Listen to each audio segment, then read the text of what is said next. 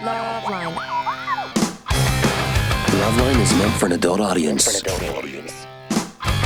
LoveLine may contain sexually oriented content. Listener discretion is advised. This is LoveLine. LoveLine. With Adam Carolla and Dr. Drew. Hey, everybody, it's LoveLine. I'm Adam. That's Dr. Drew. Phone number, 1-800-LOVE-191. Dr. Drew, board-certified physician, addiction medicine specialist. Wow, we've just been sitting here working on the best of LoveLine. I wonder if you're going to bring that up. For the Christmas break. Yeah. And, people, it's where Anderson, and I'm going to give my props to Engineer Anderson, because the person that does the hard work here is Engineer Anderson. First off, he has to listen to LoveLine. A lot of it. Yeah. And not only, live, like he hears it every night, but then he has to go home and listen to more of it, which is really, it's almost a punishment. Yeah. And then I shouldn't say almost. It's a punishment. It's a form torture. Of punishment. Yeah, it's a form of torture. Yeah. And then he has to cut everything down and whittle it down and pull the best and then the best of the best. And, people ask us all the time, like, who was your best guest or who's your biggest guest? Yeah. And I'm always like, we had that black guy from the Parkers. Because my mind, I not only, I have low self-esteem thoughts, and I know Drew's that way too. Yep. Remember one time, here's how low the self-esteem is of the show. Yeah. Eminem called into the show one time, just randomly. Really? Eminem came into the studio a few years back, but also one time Eminem just called up. Really? And I said, remember that time Eminem called up? It was on the air, and Drew said, "Nah, I don't remember." And producer Ann said, "Nah, I don't think he would call in." And Anderson said, "Nah, I don't." And after we went around about 3 times, finally you guys had convinced me he hadn't called in either. Like, this show's too bad. He wouldn't call in. And then Jimmy told me later he was listening when he called in 6 months earlier. So it turns out he did call in. But speaking of Eminem.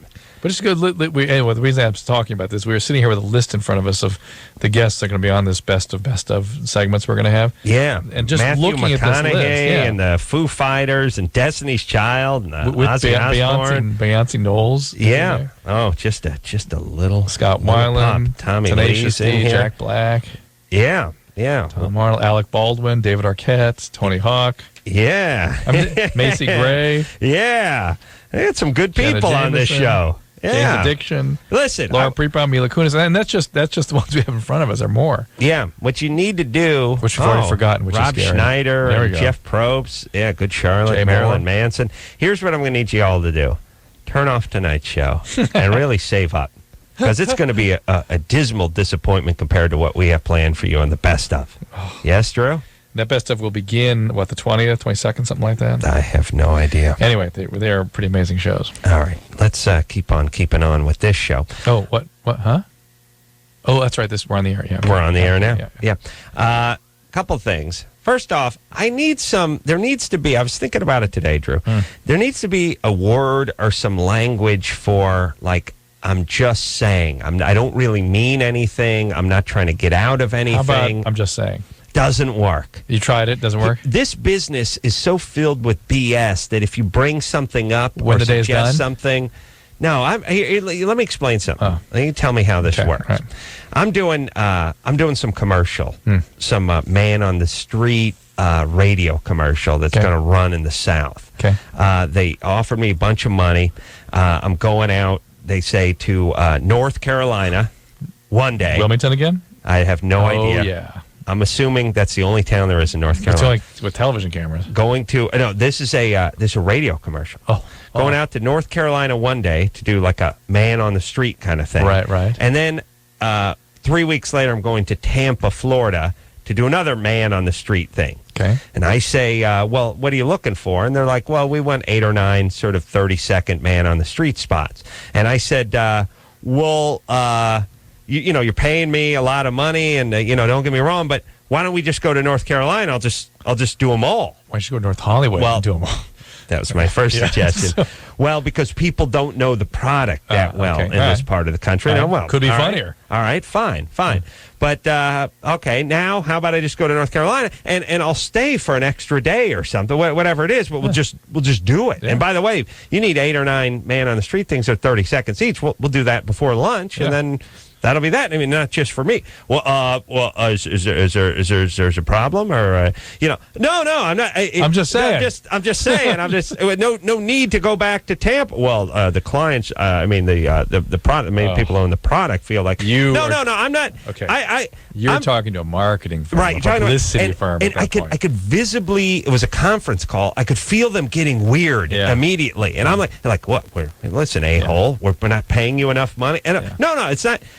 That's not what they're saying, but that's what they're thinking. But here's what the reason for that thinking is, like, we have a plan, and our plan needs to be executed this way, and it's a big plan. Right, and it has to look a certain way to the buyer. Right. Of course. And I'm the sane one who's going, why should we haul our ass out to North Carolina? These guys are in Maryland, by the way, and then haul our ass out to Tampa the following weekend to do the same goddamn thing. Let's just get it all over with in one weekend, or I'll stay an extra day. We'll just do it. I have learned just to shut up with those things.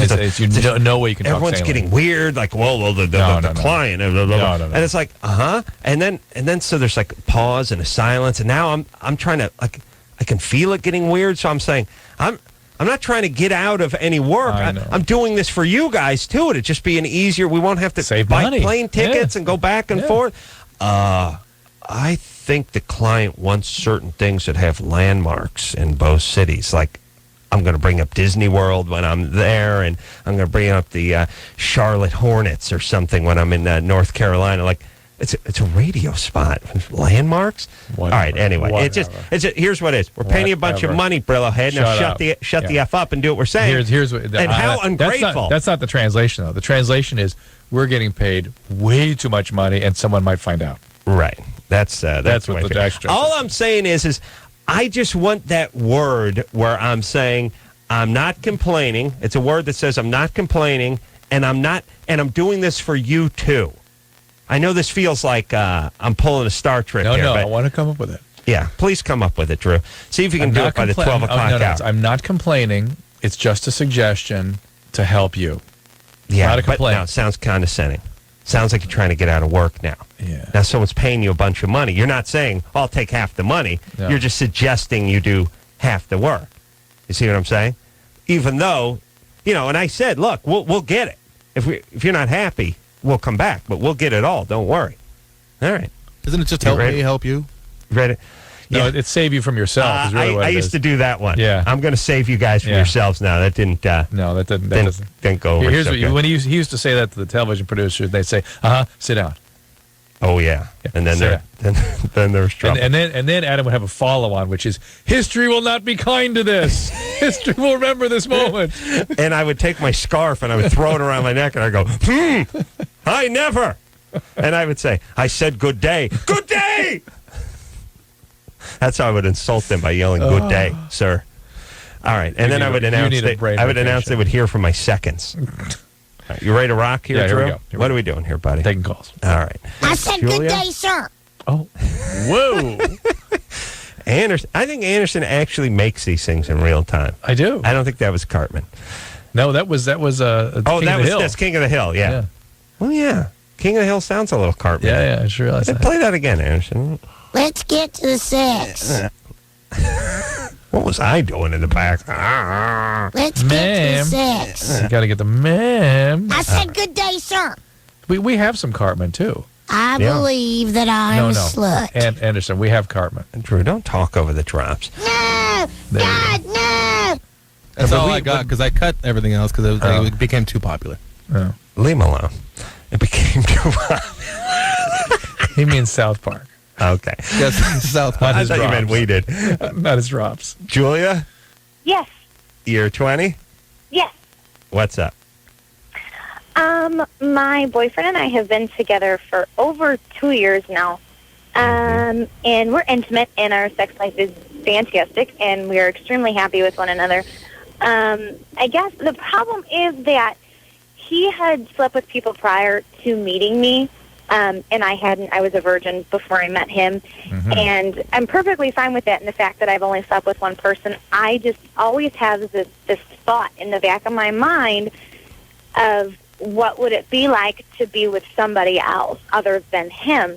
That's why you don't marry the first guy you're with. That's why you don't keep the relationships from high school, because that will stay with you, that feeling. Yeah, not going away. life is sort of chocked full of those, and usually met with disappointment. When you go out and try things on differently? Just that I wonder what this would be like. It's usually about what you thought it would be like. In this department, and maybe a little different for a girl than a guy. Not drastically, but a little different. Well, remember, a guy is sort of climbing the ladder at the same time. Right. And so things are changing for him every time. Yeah, well, as a guy, you probably don't want to settle in at 22 because you're going to be in much better shape at 30. Yes? Yes. Julia. But Julia, it's fine. Here's what you have to decide is that curiosity and that urge strong enough to, have to go out and be with other guys? You were a virgin? Yes, before I met him. Mm-hmm. And how about him? No, he was not. No. Yeah, but was he vastly experienced? No, he'd only slept with 2 people before me, so. All right. Well, you think you're 20. How long you say you've been together? We've been together for 2 years, since our freshman year of college. Are you in college now? Mm-hmm. Mm-hmm. You've got like an accent from the Upper Peninsula of Michigan, though. Where are you from? I'm from the Chicago area.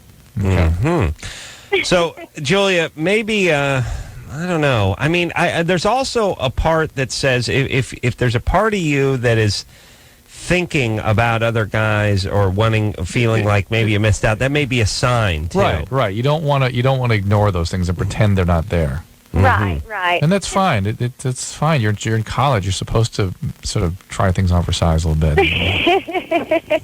Yeah. No, I mean, I'm not meant to be funny at all. It's just you're supposed to figure out who you are in a relationship, who other people are, and what you want from a relationship. And you can't. Right, it's hard to do that when you get the whole joint at the hip thing. For me, is just about as unhealthy as the hookup. Right. All right. Well, you just see a nice male prostitute. They pretty much service exclusively attractive college-age women. Yes. That and no, wait a minute. Old queens. Yeah. That's right. Yeah, that's right. Yeah, I forgot. That's right. Yeah. Japanese businessmen. That's right. Oh, they do? I don't know, but being a gay prostitute has to suck. I mean, it'd be great if there prostitute, not even a gay prostitute. Yeah, you end up being a gay prostitute. I'm sorry, male prostitute. Yeah, it'd be awesome if there was such a thing as gigolo type. Yeah, Richard Gere type, where you get some smoking hot chick. She'll just go back to Stuttgart in just a couple of days. She has a big business meeting. You're going to have to nail her for a few days. I've been working on this. I'm doing a new program for Discovery Health, and it's about sexuality and stuff. Boring. Listen, it's not boring. We were reviewing some tapes on bachelorette parties and stuff, and women get... Reviewing tapes? The producer. Where are those tapes? I'll bring them in for you. Bring them in, please. Yeah, not boring. Yeah. But these women get whipped into frenzies with the strippers and stuff. They're not interested in the guy, but they're interested in what the last chick just did. Yeah. And then upping it. Yeah. And they do some wild stuff. Yeah, no. I know women have a little bit of a mob mentality when it comes to sexuality that guys don't really have. And it's why it was disturbing. It's like, why you want to do that? No, it's just because she did it. If like for guys, they really would wish the other 17 guys would pack their hairy asses up and get the hell out of the hotel room so they could have a little one-on-one time with the stripper/hooker. Not only that, even when the guys are in the room, their laser beam mentality blots out all the guys. They cease to exist.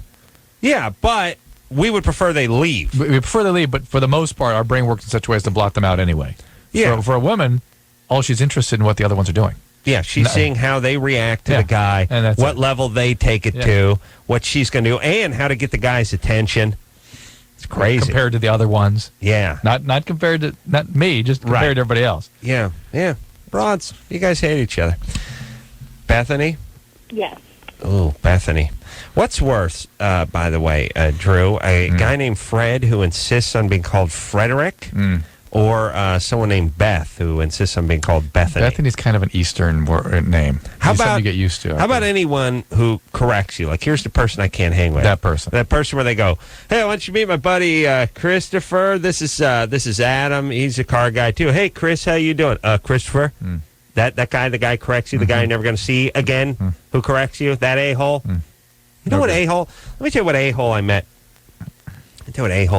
A couple days ago on the street, then we'll get back to Bethany. Pray tell, what a-hole did you meet? I was walking down to the get a little coffee after our writers meeting over at Jimmy Kimmel Live, and there was this big, beautiful dog. I mean, this thing must have been like Akita or Samoyed or something, or it was like half a half. It was like a huge, big head, big hair, big head, nothing like a big box-headed dog. But kind of a dog you could put like a 40-ounce beer on their head, and it just sits like a coffee table that S's. And tail all curled up. The thing's just standing. It was about 3 foot high. Yeah, just a load. Yeah, everything looked like I could pull a fat Eskimo from Nome to Anchorage. And looked at the dog. I was, wow, it's a beautiful dog. Me and this guy were walking up. And I got to find that dog. Yeah. Anyway, there's this guy who was sitting there, looking a little fey. And he was sitting there. And by the way, people in Los Angeles, they don't seem to have jobs. 1 o'clock on a Monday, it's just walking the dog, sitting by his big dog. Yeah. Or working out. And just sitting there. And we walked by, and I said, what kind of dog is that? And he said, Pound Save. And we just and we walked in a thing, and I said, what do you say? What kind of hound? What? No, Pound Save, he said. And I said, I didn't ask him where he got the dog. I asked him what kind of dog it was. The point is he had to use this as his little moment to explain what kind of guy he was. Yes, no, I don't go to the puppy mills. I got it from the pound. I don't know. It's not a purebred. No, it's not a kind of dog. And by the way, I don't see colors. Yeah. I don't see breeds. I don't see ethnicities. I just see dogs. Right. That's it, brother. No, dogs being mistreated. That we all I have to save them from the pound. And by the way, I know everyone thinks, okay, Adam, don't react so harshly. But I hate these a-holes because it's a subtle way for them to work in their little agendas and to let you know what kind of guys they are. Profoundly and by the way, yes, it's a Pound Save. Fine. You've had the goddamn dog for 4 years. I'm sure you've looked it up on the internet with your life partner 3 or 4 times by now. Just tell us what it is. And by the way, the people with the no answer answers drive me nuts. Well, the agenda no answer answers. Right. Pound Save. Yeah. By the way, you spit it out. First off, you said it like you say 300 times a day, number one. Number two, you've turned it into one word that doesn't mean anything. Like, I saved it from the pound. And by the way, I got it from the pound will work. You have to work the word save in there. Like you're some sort of crusader came swinging down on a rope. Well, no, you got to have the drama of the trash can. Right. The trash can. Right. What? What are you talking about? Me? He's just making it sound like some sort of awful place. I found it. The trash can. Mm-hmm. It's just well, I saved the trash heap. I saved it. The trash heap. Yes, if someone else wouldn't have done it, you had to do it. And not interested in the kind of dog. But by the way, who gets a dog from the pound where the guy at the pound doesn't go, I can't tell you for sure, but it's probably looks like half Akita. You know what I mean? And here's the answer I want. I just want, I got it from the pound, so I don't know. But most people say... We keep thinking it's an Akita. It's an Akita. Yeah. That kind of thing. Yeah. Nah, just Pound Save. Everyone's so much better than me. You got to go watch that wife swap, that trading spouses thing where the hippie gets that wonderful black woman. I get everything from the mill, by the way, Drew. Really? That's where we got Engineer Chris. Mill? Engineer Mill. The grist mill or the... No, Engineer Mill. They were breeding engineers. I see. They were breeding... Mill Save. They're breeding for the Engineer Save. Oh, yeah. Yeah, I saved him from the engineer pound. I saved him, man. You all right, buddy? Yeah. Good. Now give me some coffee. All right, we're ready to rock here, Drew? All right, what were we talking about? Bethany. Bethany? The worm Beth. The name Beth. Oh. And Bethany, by the way, does not really translate to Beth. I don't care. I'm calling you Beth. All right. Tell me whatever you want. See? Hear what she said? That's what I like. All right. Go ahead, Bethany. What's up? I am 21, and I recently got married in July. But since October, I've been having an affair with a 50-year-old. Yeah. And I don't know. I mean, I don't know exactly why I'm doing it. Give us what do you think? I mean, what? It's hard to make sense of that one. Is he married? He is separated. Are you married? Yes. Well, then that's what you're doing. Your husband. That's a Beth move all the way. That's no Bethany. You've got to be. Your husband's got to be treating you like crap. Either it's three choices. Pound save. A, your husband's just an unavailable or abusive guy. Dick. B, you're a trauma survivor and you have to inject some chaos into your relationships. Well, those are really the only two choices. So which is it? Well, my husband is Nigerian. I guess. I don't know. It's hard. Again, to... a non-answer answer. Pound save. She had the pound save answer. Nigerian save. What are you trying to tell us with that? All right, let me. I'll just do the Nigerian math. Are they not as liberal as we are, or not available in the way you need him to be, and you're blaming the culture? Yeah. Well, they're a little more. Well, we'll just call it old-fashioned over there. Yeah. And how does that translate into his treatment of you? Well, he just is very, I don't know, he's always occupied on things he has to do and not things that he should be doing to me. Yeah, and so you're going to show him. What's that have to do with being Nigerian? I know, nothing. What? Bethany, no one's worse at answering questions than you. What is the pound save guy. What is he's worse? Yeah. What is he didn't call the show? What is his Nigerian ethnicity have to do with anything? Well, I mean, there's just Nigerian guys are a lot different than American guys. They expect their women to act a certain way. They have a lot harder time adjusting to the way American women are, just in general. A lot more controlling. All right. So you're having marital problems. All right, and you're stepping out. You're acting it out. Guy. Yeah, you're going to show him. So you better get some. If you want this marriage to survive, Beth, you got to get some help. Yeah. This is a red alarm. This is a full-blown disaster underway. And don't tell your Nigerian husband, otherwise this guy's going to be like heading out the car and get the dart right in the neck. Yeah. Because that blow will hit you.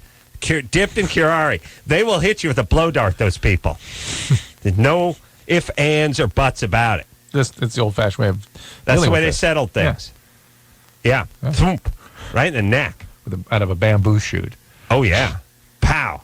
Oh, no, they don't have PVC pipe over there, my friend. It is a bamboo shoot. All right. Feather on the end of it. Right in the vein there. Take you down. Take a rhino down. That's all they got. Proud people. Proud warriors. They treat their women a little different. Yeah. Hey, let me tell you something, everyone, about the rest of the world. I know the United States is the worst place in the world because we're the bullies and the policemen and everything. Why don't you travel abroad, see how they treat the ladies over there? Go ahead. Enjoy. Go ahead, you lesbian coozes who left-wingers who can't stop beating up this country. Hit the road. See how the hospitality is in some of these countries around Middle East, parts of Africa. See how they treat you. We're going to roll out that red carpet for you. Yeah? Mm-hmm. See how that goes. Go on. Head on out. Remember, it's we're the worst and everyone else is the best. So head on out. See how they treat you. All right? Give us a call when you're getting stoned. We're taking a break. Taking a break? Yeah. I'm not done. I know. All right, Drew, let me ask you a hypothetical. Okay. You got to travel cross country. All right. Car ride, long car ride. Who would you rather be with? Who do you go with? I pay $1 million. Do you go with the guy who corrects everyone who calls him Fred and tells him it's Frederick? Okay, that's one. Okay, even at the party. Yeah. It's not. It's one thing if it's someone you have to work with. Got it. Corrects everybody. Yeah. Or the guy who has a macaw, a large bird. Who am I going with? No. Yeah. He has a macaw. Yeah. And he announces that he thinks he's a person. The macaws. Yeah. Who am I going with? Yeah. Who you Frederick. Frederick? I'm going with Frederick. Really? Yeah. He's not traveling with the macaw. Frederick has a range. There's a range of Fredericks. Yeah. Some of them are acceptable. Frederick's an intelligent guy. He's just a pain in the ass. Yes. Macaw guy? No. Yeah. No. Plus, he's got crap on his shoulder. Yeah. Okay. Let's take ourselves a little break. We'll be right back with the best of the best of the best of LoveLine after this. LoveLine. We'll be right back. Hey, everybody. It's LoveLine. I'm Adam. That's Dr. True. Phone number 1-800-LOVE-191. It is LoveLine. And Drew and I have to sign some paperwork that says we won't take payola. Yeah. Is there payola anymore? I got into radio, so there would be some payola, and there's no payola. No. Let me explain how it used to work, everybody. It used to be that if you did radio, guys would come by, and they'd drop off some hookers and some coke, and then you'd play their song. That's how ass-blowing songs like Man Eater from Hall & Oates made it to number one, because Otherwise, you could never explain the success of a song that blew as much bunghole as Man-Eater getting to number one. Surely it's not based on the merits of the song because the song sucks. Yes. Holy ass. Yes. So it had to be obviously mounds of coke that got that song to where it was, and that's the way it would work. So you wanted to be a DJ, because right now I'd just be doing blow, and there'd be chicks running around naked. And somehow when I got into radio, that all came to an end. Well, what would expect? And now you can't keep anything. You got to give stuff away. There's no tipping your buddies off to get the mountain bike. There's nothing. In this little thing you signed, it's $75 is the maximum. Is the thing I get to keep? Of any sort of gift or meal or anything like that. Oh, really? Yeah. What about that time we needed office chairs? And we put the ploy out, and they give us like $500 office chairs. Yeah. That would have been against the law, right? Payola law?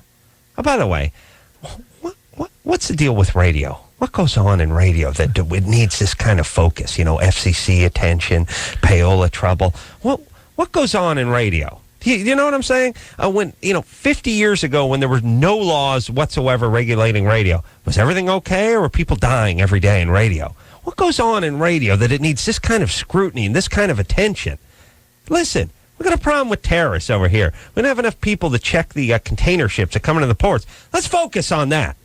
What goes on in this country that we have unlimited resources and energy for stuff that no one gives a good rat's ass about? But whenever it comes to putting cops on the streets, like, oh, we don't have enough. Wait, you live in Los Angeles, you call 911, you get put on hold for 45 minutes. No, we don't have enough. I don't buy that. Use some of the people you're using for the crap we don't care about. Well, you know where the crap we don't care about is coming from, though. Just more laws, more laws. Yeah. More attorneys, more laws. More attorneys, more laws. I know. That's all it is. I don't understand why there aren't attorneys out there that get into sort of streamlining the legal system. Why don't people become lawyers to sort of break it down? They're creating more work for themselves. I'm just saying is, how many times have you heard FCC in the last year? How many? Oh, he's got to be fined. He's got to be stopped. No, this is against regulations. Everything's really screwy. You can't talk about anything, by the way. You can't talk about the Arbitron, the group that does the ratings for the radio. You can't talk about this payola crap. You can't talk about Arbitron? No, they get weird if you talk about it. Well, no, if somebody called up and said they had an Arbitron book or something, we got to get rid of them. Otherwise, we're going to get in trouble. Right. What's going on? Stop focusing on the radio so much. There's nothing going on. Hey, Howard Stern says booby a couple of times, and a couple of lesbians go at it in the studio. Forget it. We got terrorists, and we got 911 operators that are overloaded. Let's focus on that. There you go. And by the way, it's just money. It's just tax money that's just going to waste. Mm-hmm. Let's just go ahead and divert some of it towards something that the people who pay the taxes care about. That's what I want. I want the money. No, not the money. My money. Our money going toward the ass that we give an ass about. Mm-hmm. Mm-hmm. It says, it'd be great. It'd be great if we could, inspect the food that's coming over from abroad. It'd be great if we could inspect the container ships that are coming in here. We're running the, radioactive material through downtown LA. We can only, with the resources, we only look at about 3% of the container. But by the way, this advertisement, this sort of how about Tommy beckoning Thompson to terrorists, saying that he didn't understand why they haven't attacked the food source yet? No, there you go. There you go. No, not enough manpower, not enough resources. Really? Endless manpower and endless resources for FCC-related issues and parking. That's a bottomless pit of resources. But bottomless pit of parking enforcement, folks, very limited resources when it comes to 911 operators. Mm-hmm. Isn't that just how you'd want it as a citizen, as a taxpayer, by the way? Of course. If you just close your eyes, what kind of society you want to live in? One with 3 parking enforcement pussies for every one citizen, and not enough people, and 2 guys answering 911? Perfect, right? That's just what I want. Let's roll it out. As a matter of fact, I like to take it a little step further. I could get a few more parking enforcement pussies in there and cut back on the 911. To me, 35 minutes not a long enough wait on 911. If I'm hiding under the mattress and the guy who's hopped up on elephant tranquilizer is gnawing through my bedroom door, I'd like to have it go to about 50 minutes. That's me. As a matter of fact, when I'm in charge, Drew, we take some of the 911 operators, put them behind the wheel of the right-wheel drive Chevette. Yeah, get them out on the street. Come on, we got to stop these people whose bumpers are hanging into the yellow. I mean, whose wheels aren't turned to the curb? No. Oh, we got to go after that. Maniacs. My whole family was killed by a car whose wheels weren't turned to the curb, and it was on a slight incline. Got to stop those people. That's right, Drew. And the only effective deterrent is double the fines. There you go. All right. Perfect. That's what we need. And double That's manpower. Right. That's right. We got to get more guys looking out. The FCC, what's going on? God forbid the grease man gives away a windbreaker. Got to stop that. And then we need more folks in the Chevettes out on the streets. It's things we care about, Drew. And, of course, a task force to bring down high-class prostitutes. Oh, yeah. Those high-class call girls, got to stop them. Need everyone posing as Japanese businessmen to stop this. All right? All right. Let's focus. Let's get our priorities. That's all. Just got to get the priorities right. Oh, and the other thing I'm going to need the cross taken off the crest of Los Angeles City. And then take the Ten Commandments out of the lobby. Right. Yeah, we can take a jackhammer to the Ten Commandments out front of the library. Yeah. All right, and we can do that. Everything's going to be right again. We'll be able to sleep first, at night. let's spend $1 million in court fighting about it. That's right. And then we go to bed with our doors open at night. No reason to lock them anymore. We got rid of the Ten Commandments tablet out in front of the library. Fantastic. All right. Zach? So, Adam, you're suggesting a slippery slope. That is a slippery slope. Right. If you put the Ten Commandments in front of the library, next thing you know, there'll be a cross on the Los Angeles. Oh, wait a minute. There already is. Yeah. On the Los Angeles emblem. Yeah. I'm offended as an atheist. Zach? Yes. You're 20? Yeah, hold on a second, guys. Thanks. I look good because I had more to say. You know, the thing is, like, the ACLU pussies are like, well, what about those poor people who aren't Catholic or Christian who have to wear the Los Angeles crest on there? Well, first off, you guys are free to leave if you don't like it. That's number one. Can't handle the 3/16 by 3/16. It's like 2 stitches of embroidery on your cross on the sleeve on your job as a zookeeper. Haul your atheist ass out of there. That's number one. Get out. You don't like it? Good. Out, fat ass. That's number one. Number two, what about the idiots who have to work at Jack in the Box? You got to wear a clown outfit with a paper hat. No problems there. No, you want the gig? You put the outfit on. You want to work for Los Angeles City? Wear the thing with the cross on it. Done. Just out of just out of homage to the history. Yeah, and here's the thing. And by the way, it's just the missions that they're referring to anyway. Oh, look, of course it's nothing. What were they? They were not religious operations. Let me just put a word out to all the pussies out there that are highly offended about everything. Get out. You're offended? Good. Make a stand. Go home. We don't need your ass. Get out. Oh, I'm offended. I don't believe in it. Good. Take the shirt off and go home. Work for your brother-in-law at the nude furniture factory, you pussy. Get out. This is it. You don't agree with something? You don't like it? You don't whatever? Go home. Quit. Just everyone quit. Not getting paid enough. Not getting this. Quit. But I wouldn't want to be in a country like that. Good. Now you're out. Now we're really talking. Yeah. Get out. Go to your beloved whatever and go live there. Your utopian whatever and see how you enjoy it. Zach? Yeah. I'm P.O. tonight. Fired up. Here we go. All right. What's up? Let me tell you what's going on. A few days ago, I had a new roommate move into our house. I'm not the guy in charge, but somebody else kind of dealt with her and talked to her about the situation. And then, let's see, a couple of days ago, I came home about 2 in the morning, actually met her for the first time. She was asleep on the couch, and she woke up and says, she kind of told me her life story, and it was really kind of creepy. She's telling another girl that was in the house that she has herpes, that she's worried she might spread it to us, just telling us some weird stuff about her sex life, what's gone on in the past. And what happened? What's that? What happened to her? I guess she said she was molested when she was younger. She claimed that she got herpes somehow by touching something, and that she had touched something on her hand and then spread it to her mouth that way. She got it to her mouth. Yeah. And Zach, everyone has herpes in their mouth. This is bogus. Yeah, I think so too. Something's bogus. I know. All right. Well, what do you want? I'm just wondering. I mean, is it something she could really spread to us, or is no? Well, yeah. if she has an active outbreak, or you could spread it to her because you have herpes already, like everyone does. Oh, true. In their mouth. Okay. And yes, when you have an active cold sore in your mouth, you share utensils or glasses, you can spread things. No or you making kiss. out. Yeah, you kiss, that sort of thing. But that is in the environment everywhere. What you need to be more concerned with this new roommate is the chaos she's likely to create if she's a trauma survivor. Right. Yeah. Yeah, she's going to have some like nutty biker boyfriend come in and bust the place up.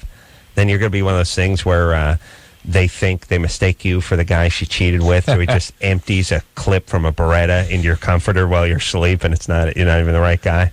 Nice. Yeah. Tell that to St. Peter while you're playing the harp. Do you have to play the harp? Just don't worry about the herpes.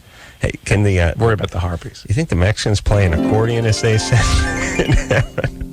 I'm just saying, Drew. It's not fair for us to foist our harp on all the culture. I'm just saying. All I'm saying. I'm just saying. All right. Remember, you don't like it? Get out, everybody. Don't like your job? Get out. Don't sue. Get out. Yeah, do the Yes? respectable thing. Who cares? Just haul your complaining pussy ass out of there. Yes, Drew? Let's do a quick Germany or Florida. Really? Yeah, line 6. All right. Oh, for 2 last night. Yeah. Painful. Yeah. Drew's in denial. He doesn't want to. I don't want to hear it. I do not want to think about it. Philippe, Yeah, what's up? let me explain. I got to apologize. No, I got to apologize, Drew. You know what that is? You know what I just did to you? What? You're Attack me? That was an attack. Yeah. There was nothing short of an attack. You're champion boxer. We're heading to the ring, and I'm reminding you of a couple of losses you took. Your last 2 losses. We You don't don't do that. Yeah, You don't do that. I call you champ. I rub your neck, but I don't say. Yeah. Well, you got don't- TKO'd don't- last you time. just suck the mojo right out of me. Yeah, you're right. You want me to do that now, Yeah, no. That's after the show. Philippe? Yeah, what's going on, guys? 19. Go ahead. Germany or Florida? Okay, a woman ran over 2 teenage brothers after they accidentally hit her vehicle with a golf ball they were bouncing in a parking lot. Florida. Yeah, Florida. You heard about it? No, I just Golf ball. Check Golf it ball. going. She Teenage. ran over them? Well, keep going. Keep Yeah. going. Okay, She's leaving gonna be one of the driving boys a Panzer. with life-threatening injuries. The 3 boys were bouncing the golf ball in a shopping center parking lot Sunday afternoon when it went astray and struck a vehicle driven by a local woman. The woman said no damage was done, and the boys apologized and began to walk away. She started to drive away, but suddenly made a U-turn, ran over a median, and struck 2 of the boys, causing severe injuries and then knocking over a light pole. She then drove after the 3rd boy, crossing 2 medians and striking a utility box before her vehicle stopped in a ditch, the woman said. The boy ran away and was not struck. A witness said she accelerated to hit the boys. She charged them, he said. This was the most deliberate act. The witness said he yelled at the woman to stay where she was when she got out of her car. After she ran them down, she got out of the car and lit a cigarette like a movie star, he said. Hold on a second. All right. Wow. Solid. A most deliberate act. I know. You never know. That feels German. Yeah. But the response to the golf ball's pure Florida. Yeah, I know. And by the way, you know, we've spoken about how women are actually meaner than men and more vindictive and spiteful and angrier. There you go. I'm surprised there's not more road rage involving women. There is. I had a crazy person come, sort of aggressively come after me tonight. I thought, I drove up alongside him just to see who that jackass was. Your wife. No, 17-year-old girl. Really? Yeah. Nice. And then I was like, hey, cool. Yeah. Drew nailed her on the shoulder. All right. So what do you think, Drew? Germany or Florida? First impulse, Florida? You stay with that first impulse, I think. I'm going Germany. All right, I'll stay Florida. Wow. Here we go. Somebody's going to be 0 for 3.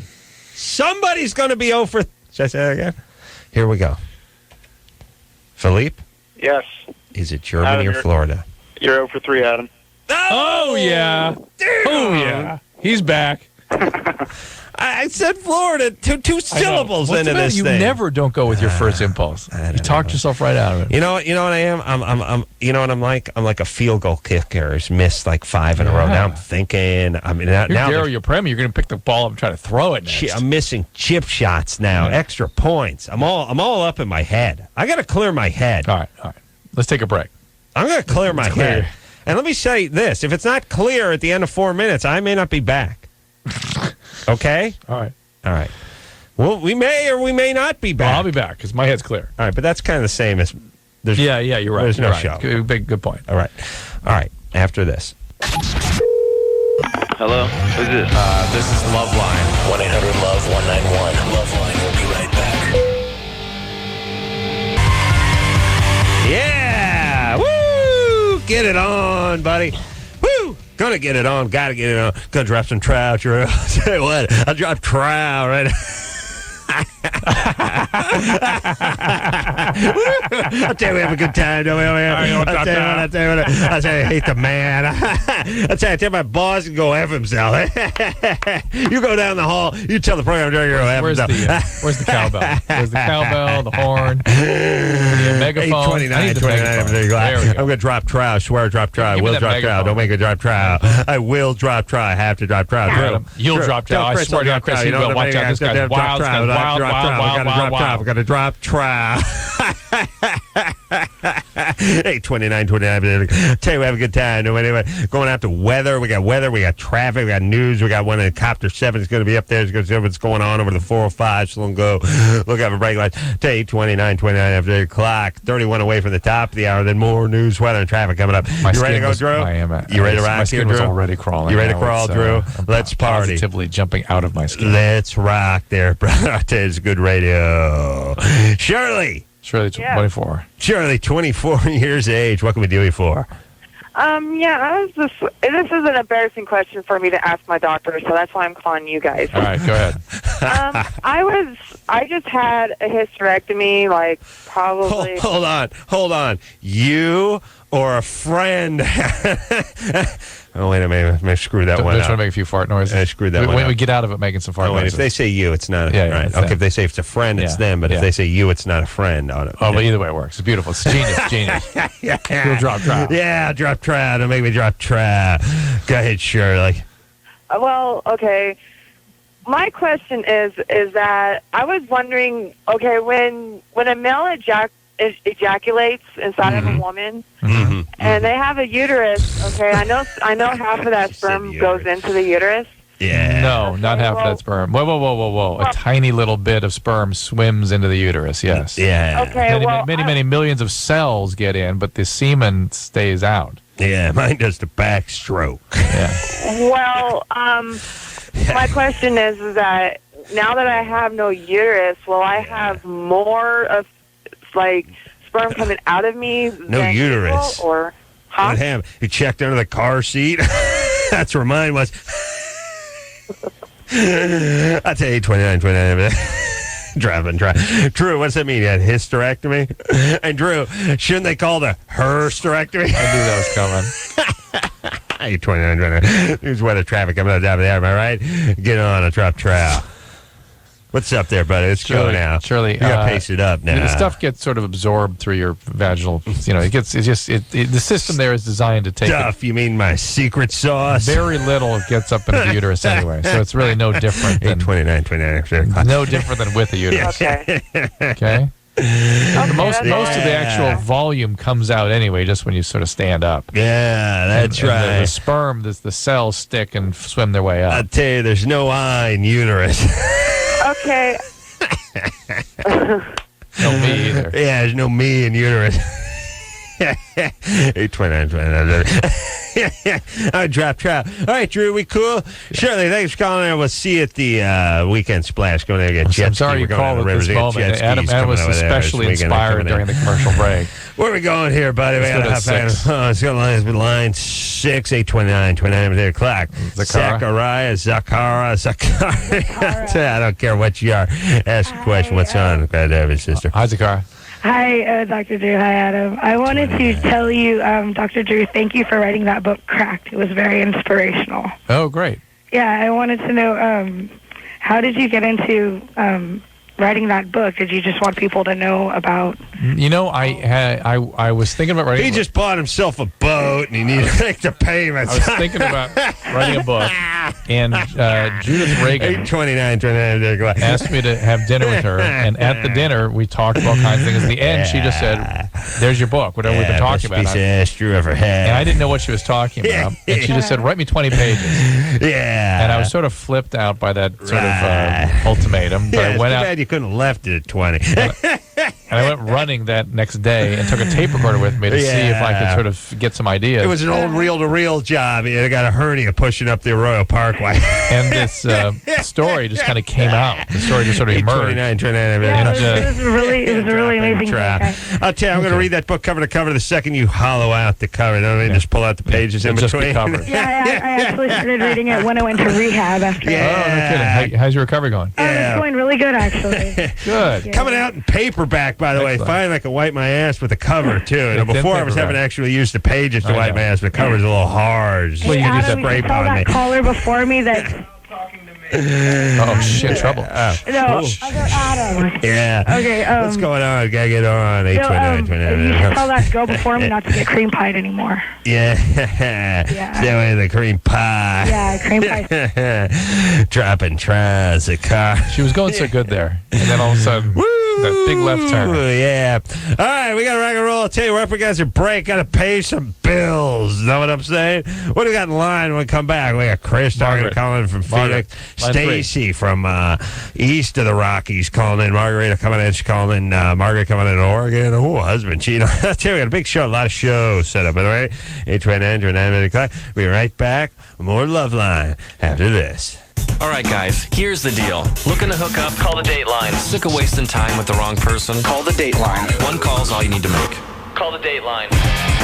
1-877-889-DATE. If you need help, Call LoveLine. 1-800-LOVE-191. Love.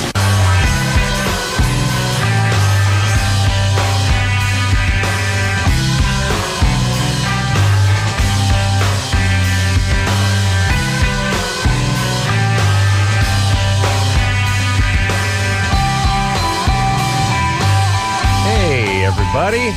It's LoveLine. I'm Adam Carolla. That's Dr. Drew. Phone number 1-800-LOVE-191. Pearl Harbor Day. Yeah. First day of Hanukkah. And first day of Hanukkah. Yeah. What's a bigger disaster? Yeah. Little message to all the folks thinking about screwing with this country, such as Pearl Harbor. Let's all just close our eyes and figure out how that one ended for the Japanese. Little atomic bomb. And here's my deal, too. A lot of people do that, well, we shouldn't have. Look, they shouldn't have. You want to get things started, you get things started.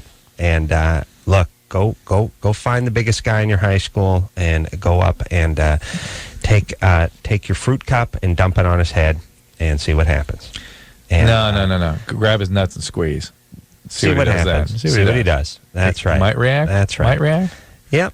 And whatever he does to you after you start that is whatever he does to you. That's there are no more rules anymore. You come over, do a little sneak attack, and we'll take you out. That's all.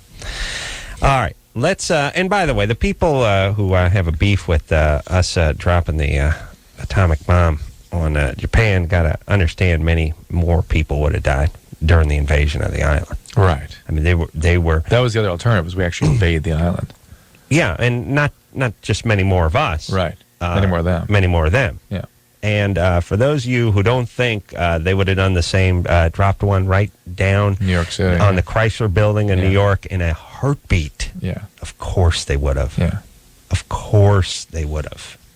Of course they would have. Well, that's what they were trying to do. That was the plan. That was the initial plan. Yeah. Hence the bombing, Pearl Harbor. So there you go. Everyone just look back on that day and think what a great country this is. You ready to go here, Drew? Here we go. Margaret? Nothing inspires me like thoughts of violence and war. Yeah, really fire me up. Great. Margaret? Yes. All right, so what the hell were we talking to you about? Well, Or were we? No, we weren't. All right. I'm sorry? Go ahead. Okay. My husband, from what I understand, he cheated on me. He said he pinched his penis in the toilet seat and he got syphilis from it. And it was a little outlandish. I've been tested for it. That's not a little outlandish. That's brazen. Yeah. It's give him a few points for creativity. Well, just for effort. Just the idea. It's not creative. Pinch my penis in the toilet. I find it incredibly creative. It's quaint. It's not an effort thing. It's more creativity. Now, he bro. actually has syphilis. Is that for sure what he has? Yes, they did a blood test and it came back positive. And that night he went through hell, and I was right there with him.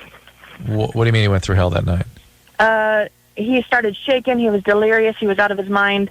The night that he found out, and they gave him the penicillin shots and set him on the treatment for it. So that's not syphilis. Oh, herpes. Well, no. If he gets delirious after penicillin, that's called a Herxheimer reaction. I mean, I guess it could be from syphilis. But wow, I mean that's somebody who didn't just get syphilis. So that's somebody who's had it for a long time. Oh, it is. Yeah, I mean, what why was he tested? What were his manifestations? He had a large sore on his penis. At first, it kind of looked like, honestly, a bite mark. And then, like, what syphilis looks like? Syphilis is a big, shaggy ulcer, painless. Shaggy. But he said it hurt shaggy all ulcer the time, was my. it was big. Remember, I told you I was doing mornings in Phoenix. Shaggy ulcer was your name there? That was my morning. Yeah, he was funny too. Shaggy. Oh no, it was Dusty Labia. I think was my name. That was your partner. That was my partner. Shaggy Ulcer. Yeah, Shaggy Ulcer and Dusty. Okay, all right. You're in your radio Dusty hell. Labia. Margaret? So, Margaret, okay. Yeah. So he had a Herxheimer reaction, which is kind of wild. That they don't see okay. that. But that's syphilis. Okay. So did he then admit that he cheated? No, he wouldn't. He still to this day swears he didn't. But I got tested, and 3 weeks before this point, I had been tested, and 3 weeks before this point, we had been intimate, and then he comes home and he has this huge sore on him, and it just got worse and worse and worse every day. They tested it, and they said that his count was so low that it had to have happened, not too long ago. Right. Well, the ulcers are the primary syphilis, and they happen the first few weeks, really. All right, I'll tell you where this guy cheats. Shankroid, though, that goes like that. I'm trying to figure out where this guy cheats or not. Does he drive a truck? Yes. Oh, well, there you go. Well, he cheats. Why? I mean, what did I do that caused him to do this? I've been tested, and it didn't come back positive for me. Oh, Margaret, first off, the real question you should be asking is how the hell did I know he drove a truck? Well, we both used to team, and then I got pulled out of the truck. Oh, that's how you do it, Adam. You drove. No, Adam, you knew that. I see. knew you drove a truck. Yeah. I drove. Right. We both were. I just imagine. Do you remember Pee-wee's Big Top when Marge picks up Pee-wee, the truck driver? I just imagine Marge when I see her, Margaret. Pee-wee? Yeah. Go ahead. Read the screen. 31-year-old husband cheated and caught syphilis. Stay with him. Can she catch? That's what's on the screen. Margaret from Oregon, right. 25. 25, by the way. Not him driving a truck became a powerful force in my life. Interesting. I felt the truck. And then she drove too. Yeah. So there was like sort of trucker on truck. Yeah. And it became, now I don't know, I'm not into any of this nonsense, but it became a strong truck driving. Yes. I didn't think about it. Now, just came out. What's even stronger though is what is that she can't appreciate? That nobody can ever do that. Spontaneously. Every time I guessed that chick's boyfriend worked at the batting cage. Yes. Never said anything, but it turned out he did work at the batting cage. And she went right on. That's right. Yeah. So can I still I see. positive? So right. I knew he drove a truck because you drove a truck, even though you never said you drove a truck. Right? Okay. Okay. Can I still test positive? He's cheating. And what? Do you guys have kids? No. Okay, that's great. What happened? There's something wrong with your ovaries or something? Yeah, pretty much. I can't have kids. I just found out I was a diabetic. That's why I wasn't driving with him when this all happened. But because it came back. Hold on. I want more credit for the ovaries and the truck. Yeah, I know. Well, I'll add a few more things. Smoking diabetic. Well, with full asthma. All right, but that you can hear. Yeah. Margaret? Yeah. Smoker? I'm guessing she dips. Okay. All right, but see, Drew, I hear that, yeah. I just know when 25-year-old Margaret doesn't have 4 kids, there's a problem with the ovaries. Yeah, you're right. Yeah. You're right. Okay. Well done. Thank you, but we can't judge, and everyone's an individual. So, how is this guy outside of this? Is he a good and loving husband? He was wonderful. Kind of. He was rough, and I know he was fooling around before. I found out now that he was doing stuff with other people. All right. So, Margaret's cheaters cheat. It has nothing to do with you or what you did or didn't do. You're thinking like a woman who thinks, well, I'd only cheat if Yeah. Things weren't Also, going she right. said he was rough, Yeah, I know. cryptically. Yeah. Did he ever physically abuse you? A little bit. Of course. Yes. Okay. So, Margaret, thank God your ovaries don't work, because otherwise we'd hear 3 kids crying in the background, and now you really go from a sort of inconvenience, really, on the cosmic scale to really a large scale force. Force. Yeah. You know what? Get out. This guy cheats. He's physically abusive. I don't know where you came from. Not only that, he's exposing you to real serious illness here. There may be other things. I'm guessing your dad was physically abusive to some degree. And by the way, the cheating he's doing is with Not all. Not your biological father. You got your biological dad. I never met my biological. That's what we're talking There we about. go. God, All right. people. But Margaret, he's True. cheating. Well, why do you always have to say the biological? How dare you? Yeah. Margaret, by the way, he's cheating with prostitutes. That's where the syphilis comes from. Well, truckers, no, he's not banging Ivana Trump. No. Oh, next time he drives through Manhattan, just stop and bang Trump Tower. Stop and bang some rich divorcees. No. By the way, have you been to these truck stops? Not really. Oh my God. Really? Why? Oh. Why? You're like, you just want to kill yourself. Just who the guys are that are stopping? Who the guys are, who the gals are, paraphernalia? who the people are, what the food's like. Talk about architecture. Oh, yeah.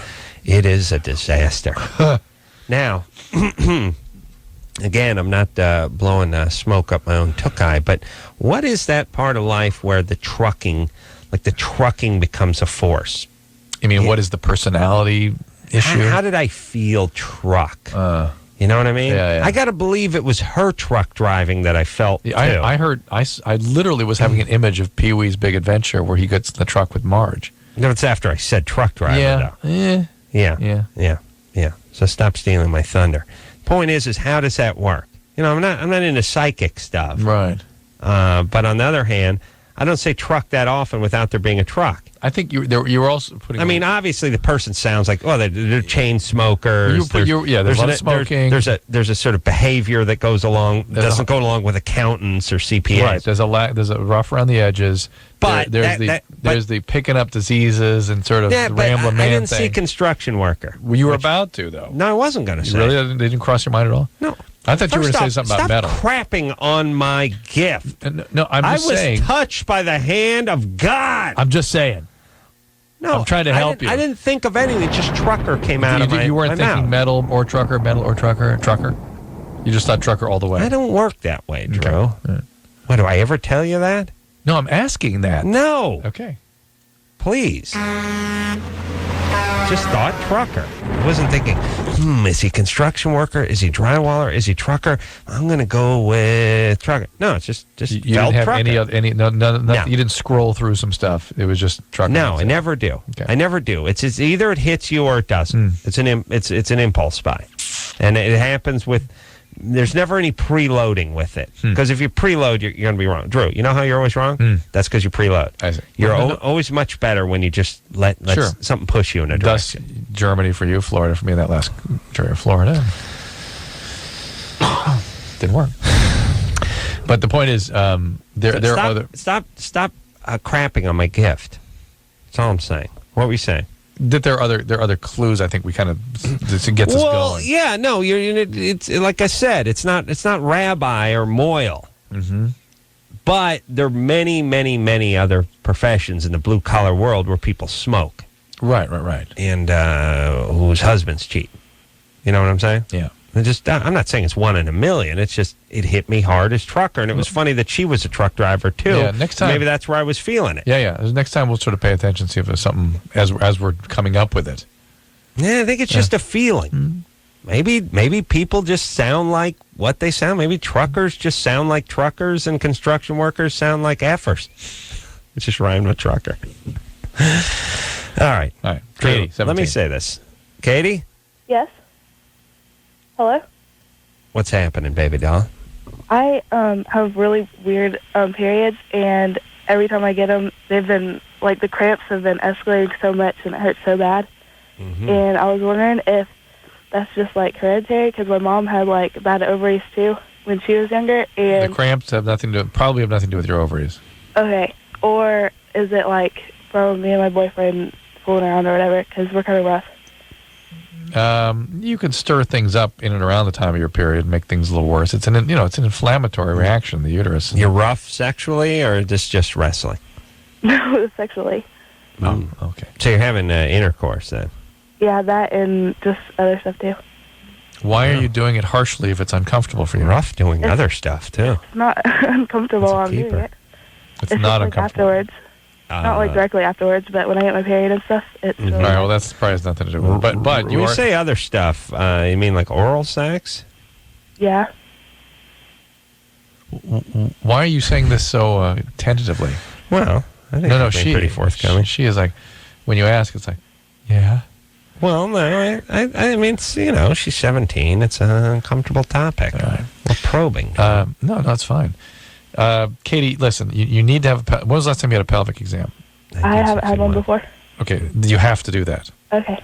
Okay, it could be an infection. You could, I'm sure your boyfriend was a virgin before also, but there's bacteria can get into the tubes, cause tubal infections. There can be ovarian cysts. There can be endometriosis. There can be uterine problems, inflammation or growths, and all that needs to be sorted out before we just sort of toss it all off as what's called dysmenorrhea or just painful periods, which are common and don't mean anything. Drew, you know what I was thinking about today?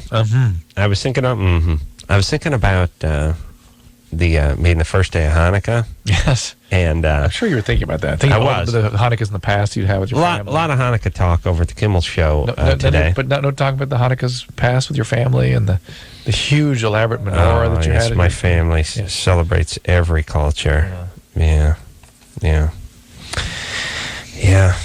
Now you made me think about the year we used the branch from the pine trees, the Christmas tree, and leaned it against the wall.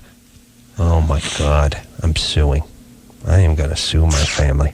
So I was thinking about Hanukkah, and I made that hypothetical joke last night, which is has a mobile home ever burnt down because a menorah tipped over? Yes. Answer: probably no. Right. And then I thought to myself, 8 candles being lit on consecutive nights, the Goyim would F that one up. Yeah, that'd be fine. People be dying left and right. Every third Goy you met be like, oh, how'd your brother die? Menorah. You know, it'd be like the 4th of July with the fire departments trolling around checking things. They'd have to be like PSAs all the time. That's right. Live safe. Oh, yeah. Protect your menorah. They have to start coming out with menorahs that sat in like a kiddie pool and stuff. We would F that up immediately. Yeah. And I realized Jews, very responsible.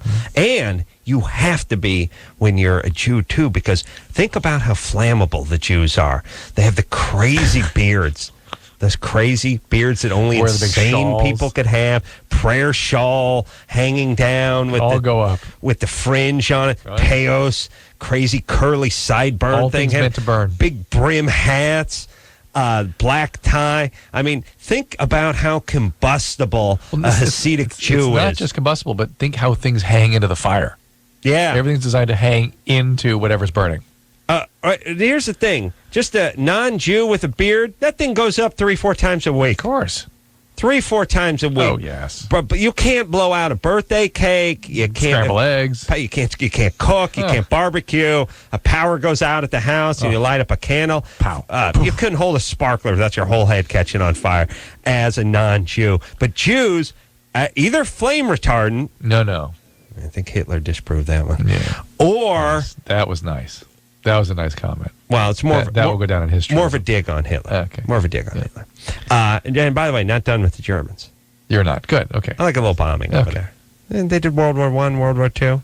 It's time we surprise them with a little and what they did to the Jews too. Oh yeah, yeah, that one too. All right, but much more careful than we are with the flame. Yes. You never hear about a Jew's house burning down. No. Never. It's, what happened to Rabbi Shulam's house? Burnt to the ground. No. Never. Mm-mm. No. And again, like I said, you know what it's like? You know what the Jews are like? They're like black ladies with the long fingernails. They learn to get along. Right. I mean, a black woman have a fingernail be 9 inches long, unicorns painted all over it, rainbows, got all her kids' names on there, and she's driving a stick and talking on the cell phone and got a hot comb out. Nothing. Don't even crack one. You walking around with that, you would get caught, you get slammed in the door, you puncture a hole in your scrotum. No. It would be a disaster. Yeah. Jews with fire. So what you're saying is Jews should grow their fingernails out? Yes, that's exactly what I'm saying. Ironically, no Jewish firemen. Oh. And think about it. It's not in the history. Powerful, yes. Powerful, yes. Powerful, yes. Yeah, I forgot about the prayer shawl. Crazy big beard, Prayer shawl. Shirt's always on top. Shirt's undone. Hairy, manly chest. Big high dangling, pulling you off balance toward the ceremonial candles. And yet you kindle the Sabbath candles and no, like it was nothing. Wow.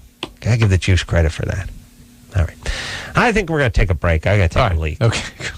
All right? All right, good. I may catch, if I had a beard, it would be, how long? You get pee and feces in it for you. Could you imagine me with those crazy black lady fingernails? Oh, my God. Like those black chicks who worked at DMV. What we find in there? First off, I would not only scratch my eye, I would pop it out of its socket. No, you'd rupture it. I would rupture, it would explode. The lens would fly It would out. explode. Yeah. No, it would pop out. No, pop out of the socket. It stays intact. Oh, it does? Yeah. Oh, yeah. When you exploded it. No, it would blow. No, and then it would pop out and roll around on the ground. Yeah, it does. And then I'd go to like, pick my nose while I was driving, and I would just, all of a sudden, I would taste cinnamon. Like, what? What is that? And then all of a sudden I would hear, Puccini. What is that? And I realized I was touching my brain, my middle finger. Yes? Yes, yeah, absolutely. I would get a craving for charcoal. I'm strangely obsessing, though, but the whole hygiene issue in the toilet. Mm-hmm. That's the news that gets scary. Number 2. I'd have to hire a guy to do that.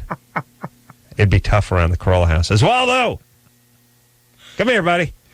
Oh, listen, and then you'd have to clean the nails. Oh. You are getting a bonus this Christmas. Now, let me explain. Yeah? Get that sponge. Yeah.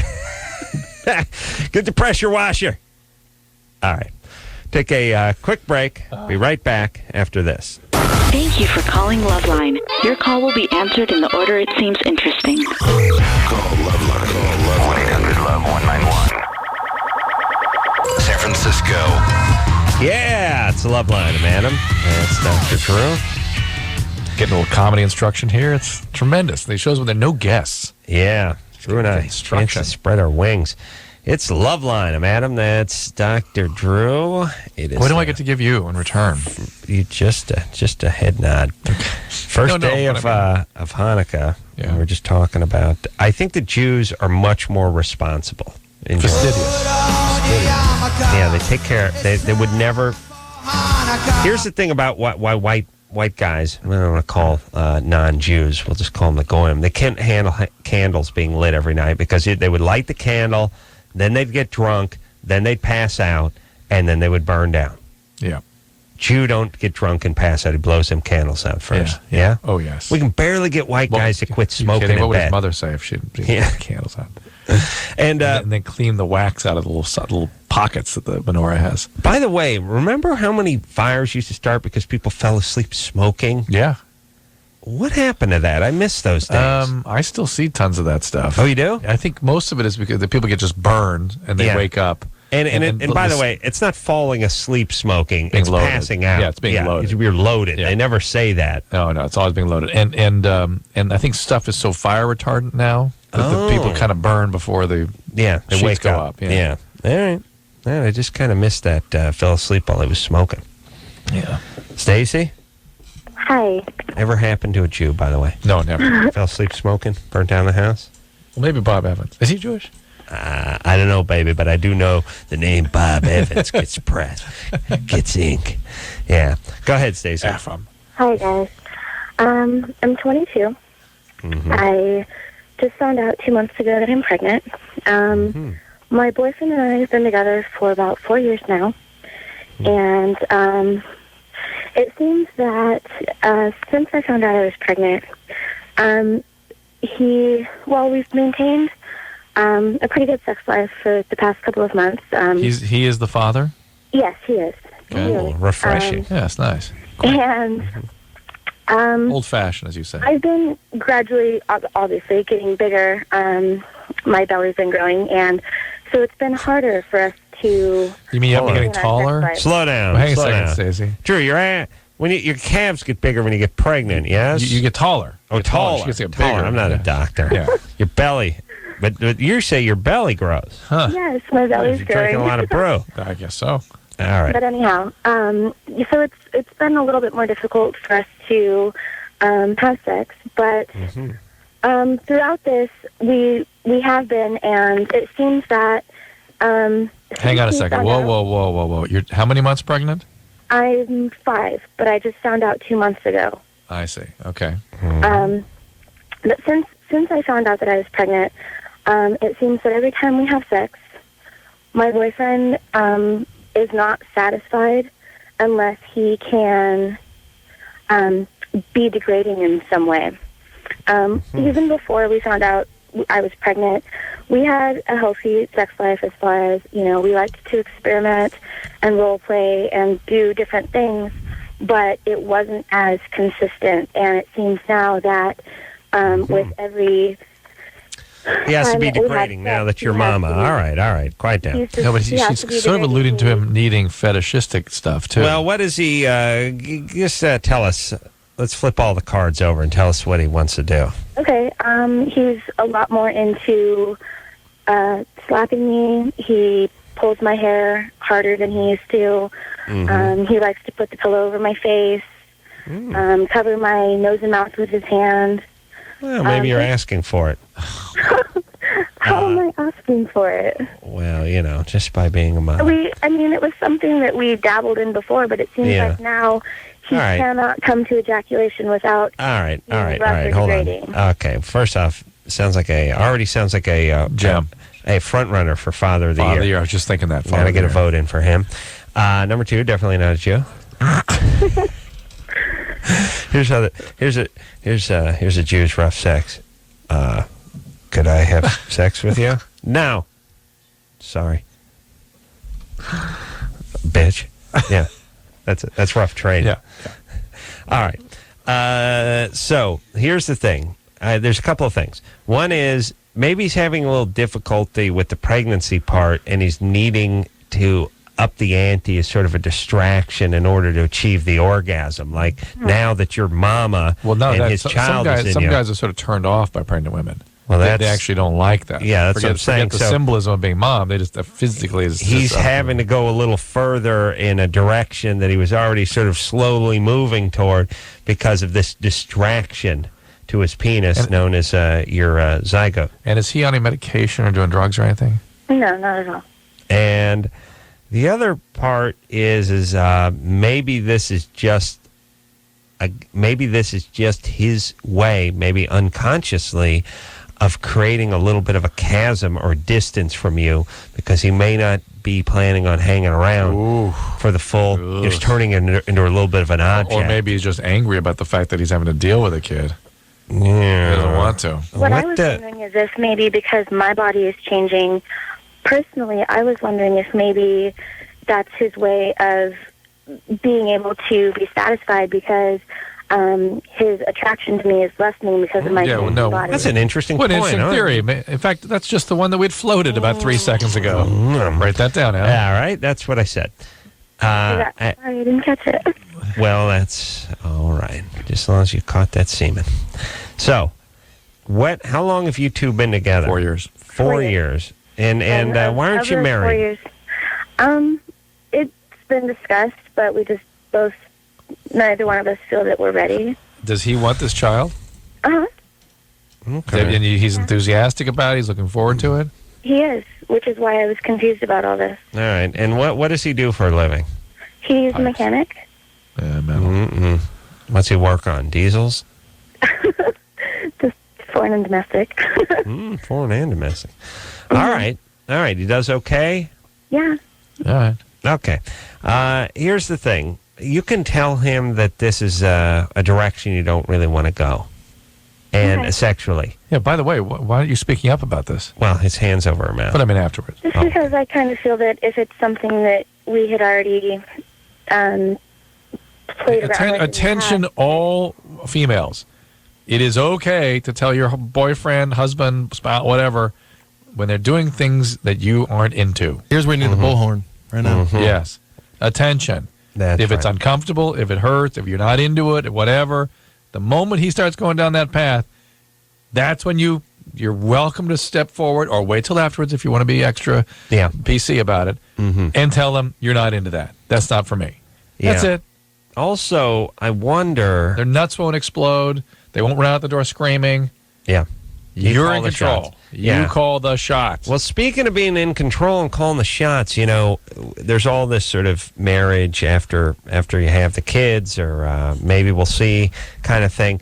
I wonder if a woman feels, and I'm guessing I know the answer, feels very vulnerable, who's that far along pregnant and is not married to the guy they she's just feel with. vulnerable like crazy during pregnancy, and what more vulnerable than, geez, what's going to happen to me? Right. Now, it's like this guy's working without a contract. Yeah. And if he wants to just up and leave, he can just leave. And you're pregnant, and you got hormones circulating and surging, and you're feeling vulnerable, and now you're trying to please him. And you're not feeling as pretty as you used to, and you're just in please mode. Please. Yeah. I don't want to discourage him. I don't want to anger him. He might run away, and there's nothing keeping him here. Ugh. Yes. Yeah. What's wrong with women? Well, we both talked about marriage, and we both agreed. Did you notice, by the way, not in one of her descriptions did she say I or me. It was we. If you talk to him, are you kidding? Me. All right, get married. This guy doesn't sound like a horrible guy, but we'll see with the next 4 or 5 months dictate. Amelia? Adam? Ooh. Adam, is it really you? Yeah, you sound hot and crazy. I'm not crazy at all. Wow. You're 20. What's not up? crazy at all. Oop, he said it twice. That makes it crazy. What's going on? Adam? What's I don't up? even want to talk to you. I want to talk to the chief. Yeah. Oh, the chief. Yeah. You want to speak to the chief? Want to cheat Thunder Bear? Yeah. Yeah. Is it a Native American chief or is it like Punjabi chief? What kind of chief? Punjabi, you know. Oh, India. Indian. Well, here's how you know it's North American Indian and not Eastern Indian, because they don't have chiefs. Oh. Well, they also don't. They're not known for wearing bear skins. I mean, called Thunder Bear. Right. Things of large animals of carnivorous animals of North America. There's certain things, like in the poker world, they would call it a tell. There's certain things like him using the word wampum and tomahawk and thunder. Yeah. But shall we Thunder Bear. shall we sort of rouse him?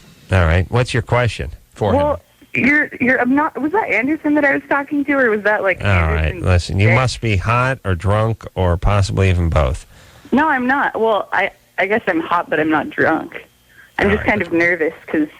Okay. Well, don't be obnoxious. What do you want? I'm not being obnoxious. I want to talk to the chief.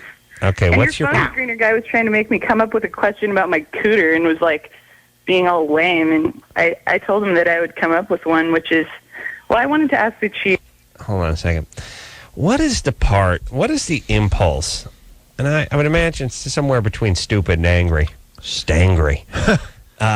Where people, and we get this once in a while, where people do this, where they just have to go, I called, and your phone screener said that I should lie about my age, and I shouldn't have anything. So I told him that I would come, so he made me... You're on the air. You're on the air. You have to discuss the whole discussion with the phone screener, which makes him look like an idiot or makes us angry. Look, yeah. Really, remember the thing where he said, Liz, before I put you on the air, I'm going to need you to come up with that part, the confidential part. You have to discuss that part on the air. Oh, shut up. I can't stand people anymore. But I can't, you know what I can't stand? I can't stand the, that sort of backhanded compliment of, I listen to the show, but not, you remember every time we get a band in here and it's like, hey, you guys like Linkin Park? Well, I don't listen to, it's like, no one can go, hey, yeah, they rock. Anyway, here's my question. Like, what is that? What's that part? And by the way, it's something that hot chicks suffer with. They're no one ever tells them to shut up. Amelia? Come on. Listen, I was about to go get Chief Thunderbear, but then you started talking about what the phone screener told you to do, and now you can kiss my ass. Adam, I'm sorry. Can I please hump your leg a little bit and make it up to you? All right, go ahead. I'm listening. Okay, Adam. I think that you're the most hilarious guy ever. And your analogies. I know about the hot girls. I didn't hear about the analogies, yeah? What about them, sweetie? Like, they're really hilarious also. Yeah, you know, a lot of people think I think of those before the show, but I don't. I you know, it's like sort of touch. Okay, well, what would get you to arouse the chief at this point? All right. I mean, he's playing Tetris in the hall. He gets pretty angry. I saw him playing Centipede tonight. Oh, Centipede. Yes, he left the Tetris game for a second. Well, I'll go get him. Oh, Amelia, you have worked your magic. I have never seen Coral. I can't believe it. I thought I was getting totally ripped on. You were, but you've. I'm sorry. I'm sorry. I didn't mean to be okay. All right. Let me. Heartfelt apologies and those compliments got you back in. Yeah. Wow. Sweet. Yeah. I can't believe I swung it. All right, hold on. Don't get cocky. And there's no guarantees he's coming in. All right, you're on thin ice, Amelia, just to keep your words to a minimum. Yeah, that's my advice. Chris, you got the? Don't we have some tribal Indian music or something? Makes the guessing by the crazy look that Chris just gave me. I'm going to go Michelle thing. No, but Michelle brought it in. She said she'd burn one for you and leave it here. Burn one, and Let me check. Yeah, look around because I know the chief feels much more at home when he hears his native music played in the background. Yeah. It's a soothing thing. Yeah, there we go. Those are the guys that took over. All right, let me go see if I can run the chief down. I'm just mostly amused by watching Chris. What's he doing? He's pulling up the carpet looking for it. Is that the photo? What are you looking at? He doesn't going anywhere. He's pretending to look. Pretending to look. You don't know where to look, do you, Chris? No, I was actually looking. But okay, all right. Let him go. All right, let him go. Because Michelle, engineeress Michelle. Engineeress. Yeah. Why don't we take a break? We gotta take a break? And we'll have put Amelia on hold. All right, Amelia. Hot Amelia. Yeah. What do you look like, Amelia? I have green eyes and brown hair. Yeah. Oh my God, Michelle just showed up. Hold on a second, Amelia. Hold on. I want to hear. I want to hear what you look like. Rack. Fantastic. Green eyes and brown hair. Yeah, I'm cute and I'm like way too stable to listen to your show. Really, I just do it for you, Adam. That's it. All right. Now, how tall are you? I'm 5'8". 5'8". I have like the most perfect rack ever. I swear. Really? I'll send you a picture. I'm gonna be in Seattle for New Year's. Yeah. Yeah, come on down. Yeah. You know, listen. Yeah, you'd like Anderson. I was going to call and ask for the morning radio show guy, and then the only reason I brought the phone screener up is because he reminded me of that shtick. All right. Okay. All right. Listen, we're Amelia, it's all words good. to a minimum. You got it. 5'8", dark hair. What do you got? A C cup going? Yeah, it's like large C, small D. Bouncy. Small D. Nice. Yeah. And what? Adam, she didn't say C. How much do you weigh? Like 130, 135. What do you do? You're fat. Something. I'm so not fat. What do you do? You do something with coffee? What do you do? Serve coffee. I work at a fun Mexican restaurant, and I go to school, and I write. And I'm not stupid, and I didn't get raped by my dad or anything. Anderson wants to know what restaurant because he's going to show up there. Anderson is coming out to Seattle soon. Can Anderson come and then bring me to Adam? Well, I'll tell you what we can do. Do you still are you still married to your hot wife, Adam? Yeah, but I'll tell you what we can do. I can take my penis and put it on Anderson. Oh yeah, you have to detach. Keep your dick off of me, please. Well, you just you just keistered at Anderson, carried up to Seattle that way. And I can't go up there, but the business part of me can. And look at Anderson is more of a dork transport than an actual person. Right. And then it would be when you were with Anderson, it would be like being with me. You see what I'm saying? A visceral experience of Adam, except because he's kind of your tool in a way, right? That's right. Well, he does my bidding. Your tool is on his where his tool unacceptable. Was. Here's the thing, too, Amelia. You may like Anderson. Girls like Anderson. Yeah, he's probably witty or something. No, he's a brooding artsy They just type. like him because he doesn't like them. But whatever. Oh yeah, one of those. You're gonna like him. He's setting up Seattle. So what's the name of the restaurant? Yeah, he'll go out to the The restaurant. name of the restaurant is Mama's Mexican Kitchen, and it's like banging like Metallica every day of the week. No, I wanted to know because I hang out at Jalisco's all the time up there. Well, I'm not allowed in there anymore, but I used to hang out at a fun Mexican restaurant in Seattle. So Oh, you really do go to Seattle. He wants us to ask why he's not allowed to hang out there No, anymore. I don't need you to ask heard that. of Mama's? No, I never heard of Mama Mama's. blows Jalisco's out of the water, man. All right. Mama's blows Jalisco. I would like Anderson to go over there and thump you just to come back and report to us. Okay, we got to get work it out off the air. We're gonna take a quick break. Yeah. Phone screener, Ziggy and Brian, don't hang up on Amelia. Okay, hold on a second. Hold on. We're gonna take a break. We're gonna go get Thunder Bears playing Centipedes or Space Invaders. Centipedes. Okay, we'll get him in here. He'll handle her gynecological question after this. 1-800-LOVE-191. Call LoveLine.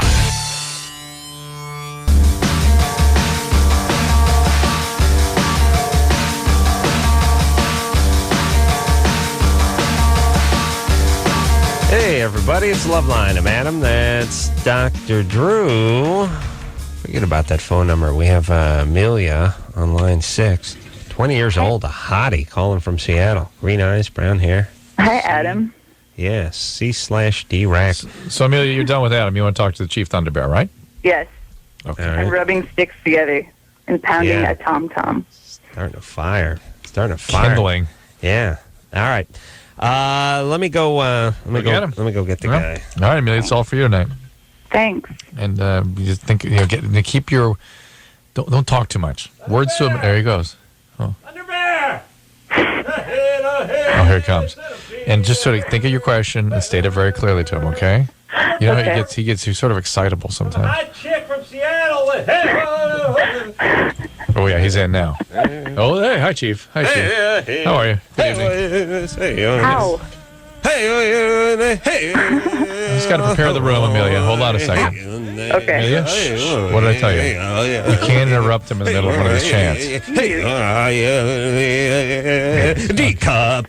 I know you're praying for that. I know, Chief. Free chimichanga. Chief, here we go. Hey. Okay, he's ready now. Amelia, you had a question for the Chief? Okay, I do. Chief, Chief, what is your preference in the way of the ethnic vagina? And have you been with an Asian woman? Slow down, Amelia. Slow down. He says your comedy training has not been too intense, so just to stay with the basic questions. Yeah. Hey. He also wants to know if wait, just hang on a second. He wanted to know, are you Asian? No. No. Wait. No, I'm trying to clarify. Wait, he's confused. Yeah, nah, Amelia, hold on a second. Amelia, less words, more clarity. Okay. Why did you ask about Asian women? Heard rumor of horizontal Asian vagina. Oh, Chief. No. Well, hey. No. What are you talking about? Hey, chick. Yoko. Oh no. Yeah, no. He's been a gynecologist for many years. Never noticed any trends. No. Really? No. Hey, Hey, Amelia. Hey.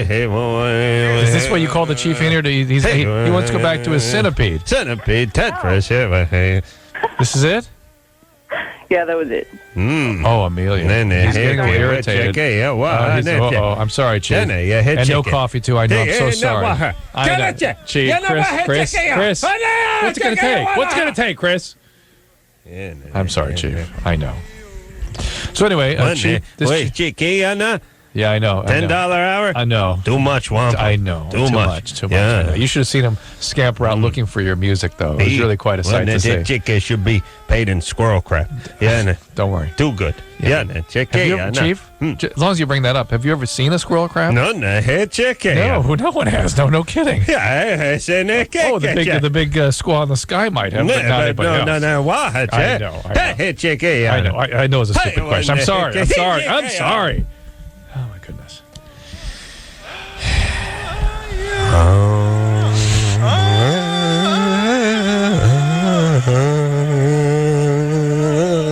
Chief?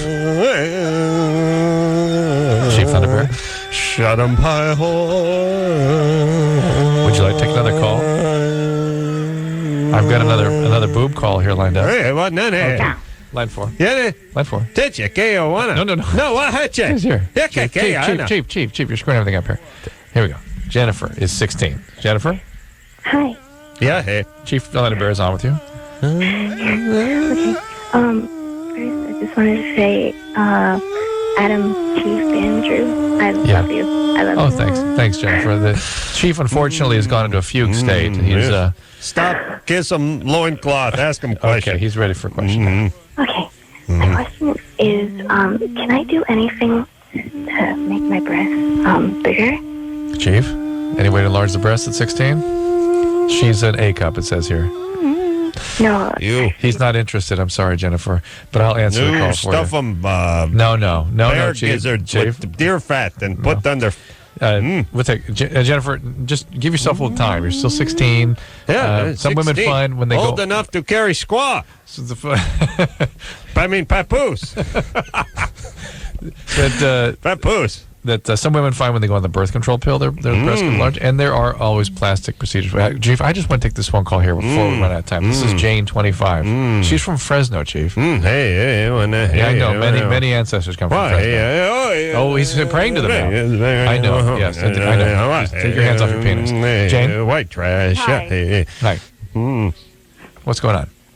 Hey, I just wanted to let you guys know I've had a messed up life. I was, sexually molested, raped, been through tons of sexual encounters. And yeah, I've been sodomized by buffalo. And? Don't cry to me. And?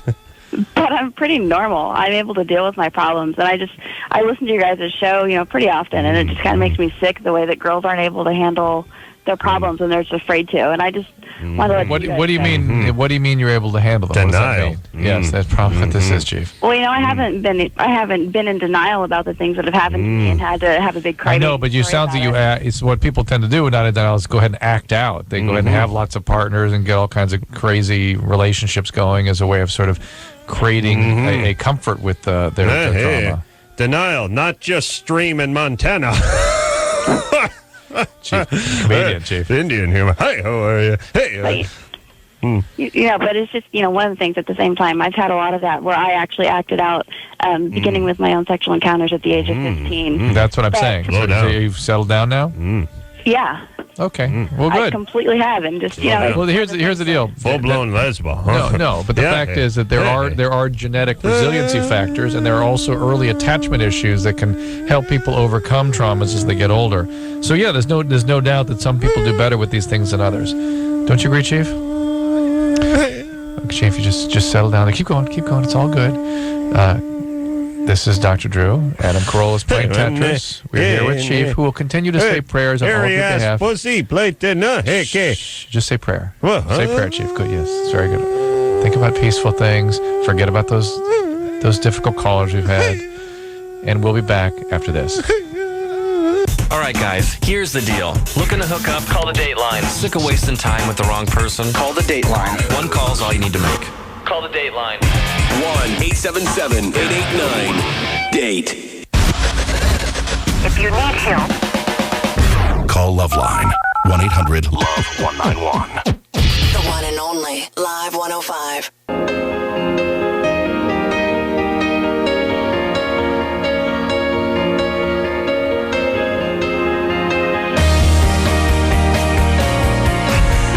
Well, I feel cleansed by the Chief's spirit. Yeah, I do. Chief just farted. Oh, that's what that was. Yeah, that's I thought it was, well, okay. He's bad. It always smells like pemmican and stream water when he lets I think of bear crap. Oh, yeah. I do. Makes sense. All right. Fantastic. Thanks for tuning in. And so until next time, this is Adam Carolla for Dr. Drew saying mahalo.